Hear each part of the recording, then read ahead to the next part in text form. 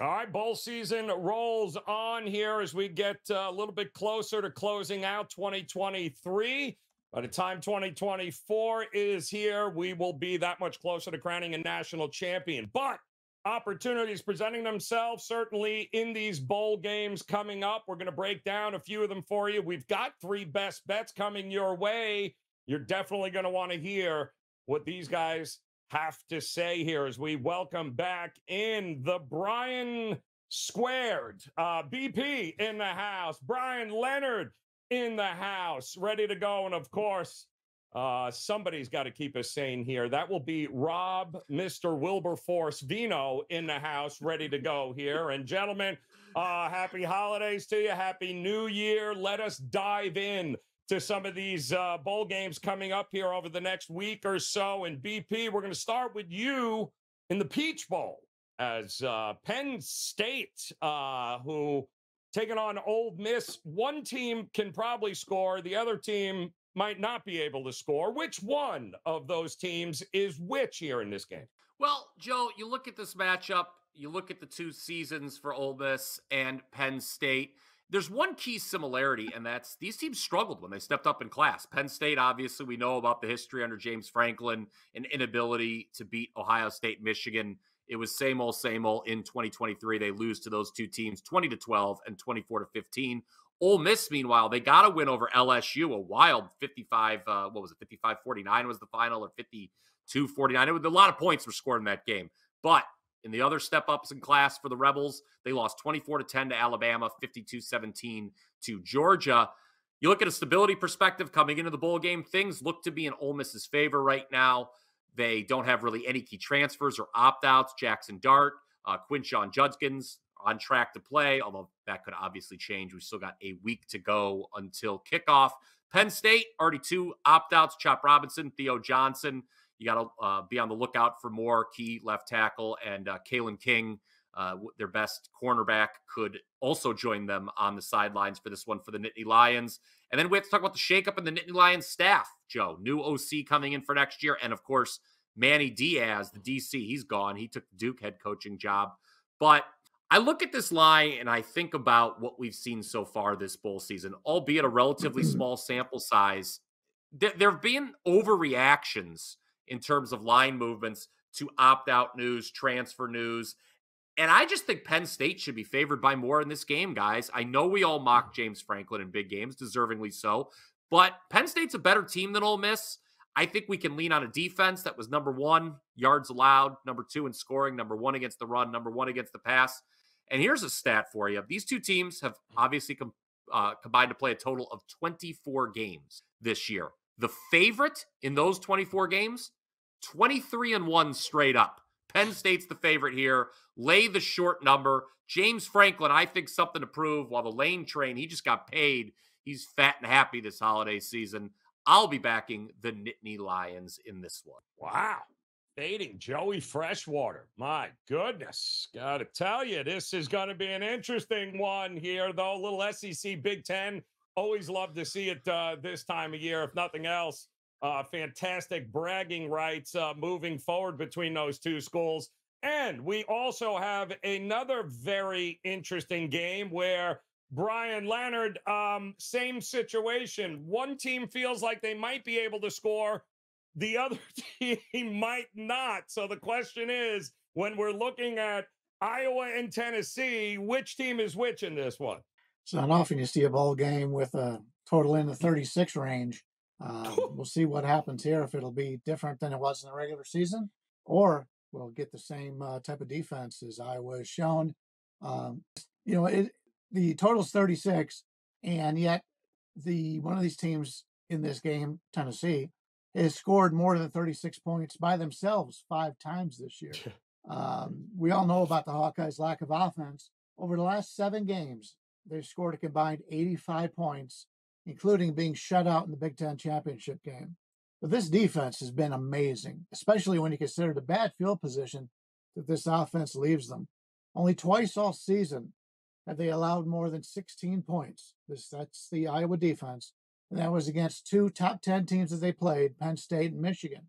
Tennessee has lit up bad defenses all season long, have really struggled when stepping up in class, scoring 16 against Florida, 20 against Texas A&M, 20 against Alabama, 7 against Missouri, and 10 against Georgia. This is a clear demarcation with Tennessee. Bad teams, they score a lot. Good teams, good defenses, they do not. Against top 20 opposition this year for the Volunteers, they're averaging just over 12 points per game. Iowa currently ranked 20th in the country. I'm going to take a look at this game, and obviously Iowa can't win in a shootout. We've seen that all season long, but a shootout from Iowa, maybe 30 points total, who knows? But I'm going to play this first half under 17.5 until one of these teams gets somewhat of a double-digit lead, 14 points or so.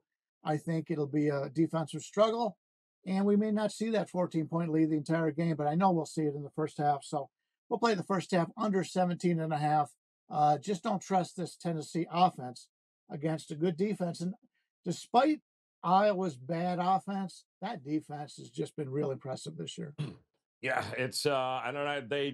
It's one thing if it's a one-off, right, where it's like, oh, all right, they had the right player, but it seems like every year they just restock, can't play any offense, but good luck beating Iowa anytime there. Unbelievable special teams defense year in and year out. All right, we've got one more big game breakdown. We will have 3 best bets coming up here, but a quick reminder before we toss it over for the Orange Bowl breakdown with Rob Vino. If you are new to us here at Wager Talk TV, joining us for the first time, nobody's got more college football bowl game content than we do. Hit that subscribe button, become part of the Wager Talk TV family. And if you're returning to us, welcome back. Smash that like button. We've got a lot to get to here still, including the Orange Bowl down the road from me here, Rob Vino. And boy, there's a whole lot of subplots going on in this game with Georgia taking on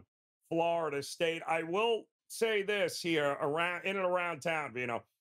Both of these fan bases are well represented here in South Florida, and they will be in this game. So it's not going to be just because it's in Florida, Florida State. Georgia fans, they are here already. This game is going to be on the 30th. And where do we go from here? 2 teams that kind of bummed out. They're not playing for a national championship. So what do we do here? Who are you looking at, and who ends up winning this game?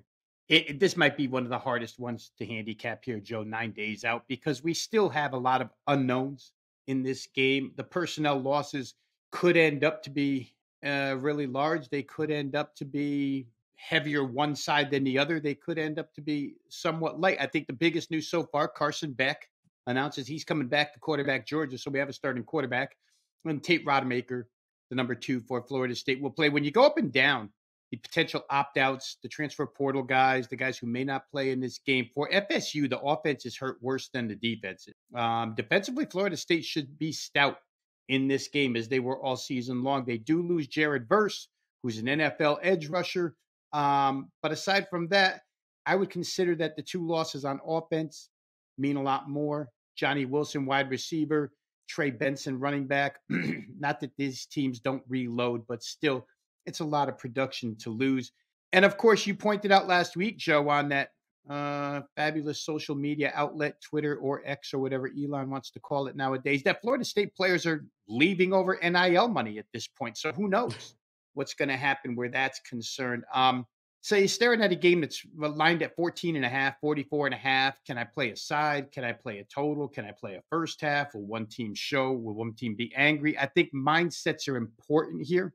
For Florida State, they're still mad at the committee, right? They're not really mad at themselves. They're mad at the committee. They feel like they've been robbed. Georgia, they have equal reason to be upset, right? You're ranked number 1 in the country. You've won 27 games in a row. You lose your very last game on a neutral field by 3 points to a rival. And all of a sudden, you're not 2nd, 3rd, or 4th anymore. You're 5th. You're out 2. But Georgia, we haven't heard nearly as much noise over. It seems like Florida State's mad at the committee. Georgia's mad at themselves.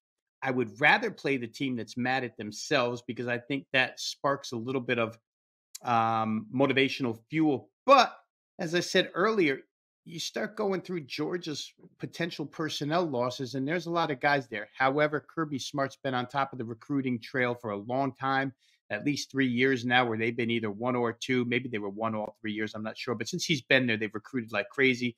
No doubt they have guys. I think they probably win this game. Question here is, would I rather play side or total? And I think at this point in time, Joe, 9 days out, my decision is I'd rather be on first half under. Number here is 23.5.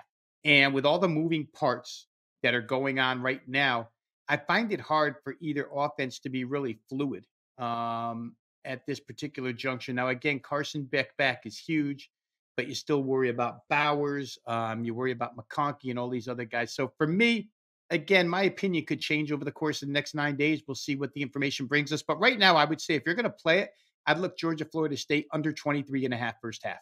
All right. 18 current Georgia players in the transfer portal. Yikes. But they did apparently get an A grade in the early signing period just a couple days ago. So I guess the rich just keep getting richer. Oh, the 18 leave, 18 new ones come in, and that is exactly what it's going to be in college football moving forward. So we've got 3 big game breakdowns in the book. Now let's focus on 3 best bets from these guys to see exactly which one of these bowl games have they circled for us. We will head back to Brian Power, who is going to take us to the Birmingham Bowl here, where Duke catching over a touchdown, I believe, 7.5, taking on Troy. And if you think Georgia had a lot of guys not there anymore, Duke has got a lot of guys not there anymore. But does it matter in this game here, Brian?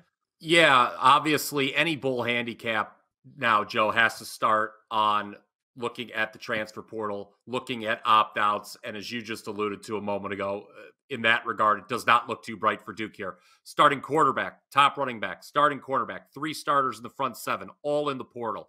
You have starting wide receiver Calhoun and left tackle Barton. They have already decided to opt out. We could see defensive lineman Carter do the same. And then you have to talk about the coaching staff. Obviously, Mike Elko has left for Texas A&M. We're going to have an associate head coach, Trooper Taylor. Great name for a coach there, serving as the interim. Grayson Loftus, you should expect him to be the starting quarterback. Jalen Stinson, starting DB and kick returner. He's in the portal, but the word is he's practicing, so he may actually play, Joe, as you've talked about before, just because, as a reminder, when these guys are in the portal, doesn't mean they may not play the bowl game. Now, you look at Troy, head coach. He's also, we've got a change here as well. John Sumrall, he's going to Tulane. It was a good year for the Trojans. Quite frankly, it was a great year. 11-2 straight up. They win the Sun Belt. Dominating win in the championship game over App State. You go back to 2010, guys. Troy 5-0 in bowl games. And if they win Saturday, that would mean back-to-back 12-2 seasons for this program. So really a team that probably doesn't get enough respect, or as much respect as they deserve in the group of 5. But it's all about numbers, Joe. And I look at this number, and I can't help but think the spread's gotten too high. We've seen overreactions to opt-outs and transfers so far this bowl season. I think back to our very first bowl game, my alma mater, Ohio U, going against Georgia Southern. Ohio U was down its top 2 quarterbacks, its top 2 running backs, top 2 wide receivers. Everybody faded them. What happened? They went out and blew out a Sun Belt team, Georgia Southern. I'm going to hold my nose here, take the 7.5, hope an ACC team can just stay within a touchdown. Duke, 6-0 ATS streak in bowls, Joe. I am on the Blue Devils plus the points. If these teams would have played last month on a neutral field, there is no way we would be getting this many points with the Dukies. So there's your best bet for the show. Love it. All right. So take the points there with Duke taking on Troy here. That brings us back to one Brian Leonard ready to roll here. I believe wearing his Cleveland hat. Very nice there. Like it. It's never too early to start diving into a little MLB coming up here, guys. But Brian, looks like we're going to be diving into Clemson and Kentucky. Another interesting matchup. Not exactly the kind of season Dabo and Clemson had hoped for, but can they end the season with a win, or is Stoops do it again here? Yeah, you mentioned the Tigers. They ended the regular season 8-4 while winning their last 4 contests to do so. This is the first time in over a decade that Clemson did not win double-figure games. The offense was a major concern this year. They took a step back. After averaging 33.2 points per game a year ago, they surpassed that average just 3 times this season against Georgia Tech, Florida Atlantic, and Charleston Southern. We thought coming into this season after DJ transferred that Clemson's offense was going to take off, but it never really did. And that's a concern I have going into this bowl game. In fact, we take a look at the Tigers' offense in bowl games, they've struggled as well.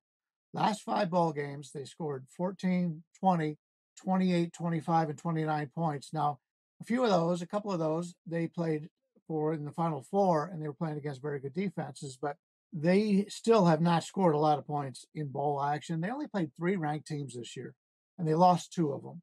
This is not your older brother's Clemson team. This was a totally different feel to them, and I watch every Clemson game, and when they went on that 4-game winning streak to end the season, everybody thought, okay, now we're ready. Now we're coming up. I don't buy it. I just don't think they didn't play very well this year, and they don't have the personnel. They didn't do enough in the transfer portal, which will obviously change in the offseason.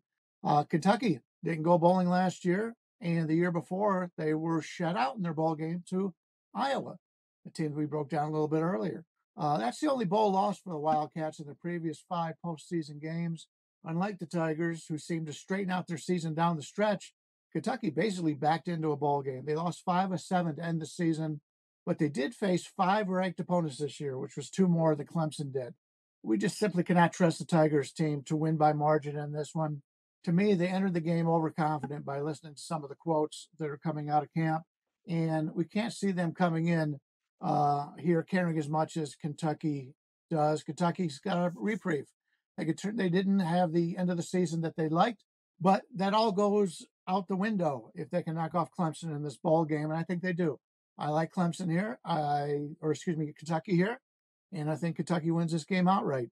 Just Clemson does not deserve to be favored here, and I can't see how they're getting up for this game.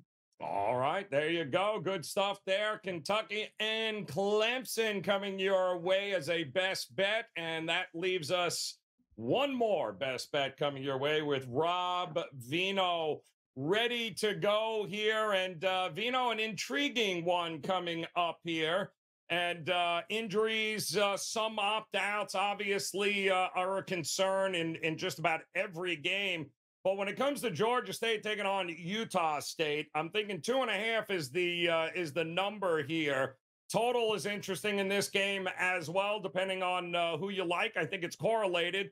But break this game down for us here. How are you looking at this one?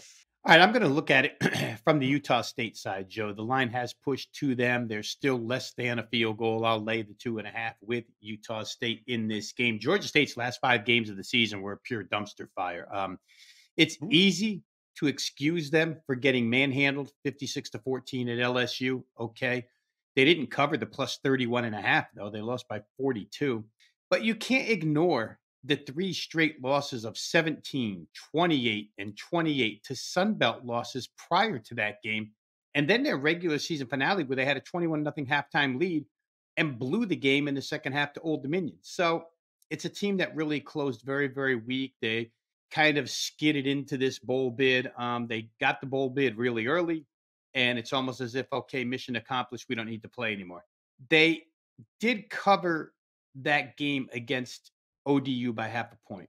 But if you take a look at how much they missed the closing line by in those other 3 games that I talked about against Sunbelt opponents, they missed it by 69 points. It's just not close. They're outgained in those 4 Sunbelt games by an average of 152 yards, 308 on offense, 308 for their offense, 460 for the other offense. So the offense stumbled, the defense stunk. The whole shooting match was not good. So now they got their, on-field play kind of falling apart at the seams. What do you get for it? A trip to Boise, Idaho. I mean, you couldn't put a Georgia State team in a worse place. 25 degrees forecasted. That's certainly not the weather conditions inside the Mercedes-Benz Dome where they play their games, Mercedes-Benz Stadium, but it's a domed environment where the Falcons play. You're going to take a dome team and throw them up in Boise, Idaho, and ask them to go do something good. I don't know that that's a good thing to do. The Aggies of Utah, Utah State, excuse me. They come from Logan, Utah. This weather is not, it's basically matter of fact to them, right? And it's a road venue that they're familiar with. They go and play Boise. They played them there last year. They didn't play them there this year. They had them at home, but last year they did. Yes, Utah State is without their starting quarterback, Cooper Legas. They've been without him for a little bit now. But their starting quarterback for this game, Levi Williams, was the starter at Wyoming prior to his transfer. And he did play the final game of the season as the starter against New Mexico. He accounted for 5 touchdowns, 3 through the air, 2 on the ground. He threw 27 passes, goes 16 of 27, and he led the team in carries. He was the leading rusher, 25 carries for 153 yards. The head coach, Blake Anderson, in his second year, he said his team is as healthy across the offensive and defensive lines as they've been in a long time, and that in terms of healthy bodies where his team is at right now, they're in a good place. So we like what Utah State has personnel-wise. They're going to be without their number 3 and number 5 pass catchers, but certainly 1, 2, 4, and 6 are all there. Meanwhile, if you look at Georgia State's losses, personnel-wise, especially on the offensive side, Marcus Carroll, their star running back, was everything to this team. Just go through some numbers quick. He gained 1,350 yards this year.